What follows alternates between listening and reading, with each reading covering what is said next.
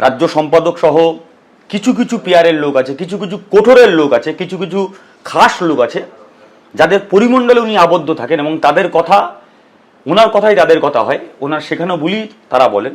এবং শুধু রাজ্য সম্পাদক না, এরকম অনেক দক্ষিণ জেলা সেক্রেটারি আছেন, ওনার কথাতেই দল চলবে, ওনার কথাতেই হ্যাঁ বলতে হবে, ইয়েস স্যার বলতে হবে, তবে তুমি পদোন্নতি হবে।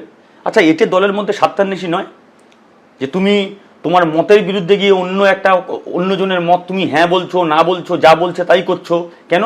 শুধুমাত্র পদ পাওয়ার জন্য। এটা অনৈতিক নয়? প্রশ্ন করা যাবে না? আপনি তো দলের তরুণ তর্কি বলে পরিচিত এবং ছাত্র যুবদের মধ্যে আপনার একটা জনপ্রিয়তা আমরা দেখেছি। তাহলে সেই জনপ্রিয়তা কি কোথাও দলের একটা অংশের মধ্যে একটা ঈর্ষার কারণ হয়ে উঠেছিল, যে আপনাকে কোণঠাসা করে রাখা, যাতে আপনি দলের ওপরে উঠে আসতে না পারেন? কখনো কি এই ভাবনা আপনাকে তাড়িত করেছিল? দেখুন, আমি কোনোদিন এরকম ভাবিনি যে আমি ভীষণ জনপ্রিয়। আমি পার্টির একজন সর্বক্ষণের কর্মী ছিলাম, আমি সর্বক্ষণ পার্টির কাজ করতে চেয়েছিলাম।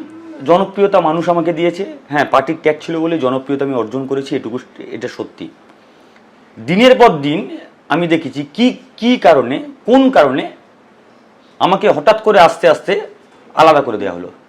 আচ্ছা, এর আগে তো আগের রাজ্য সম্পাদক ছিলেন সূর্যদা, মিটিংয়ে ঢেলে সমালোচনা করেছি, ডেকেছেন কাছে, কি হয়েছে বলো আমাকে, আমি এই বিষয়টা আমার সমালোচনা লাগছে, আমি তাই করেছি, বললো ভালো করেছো।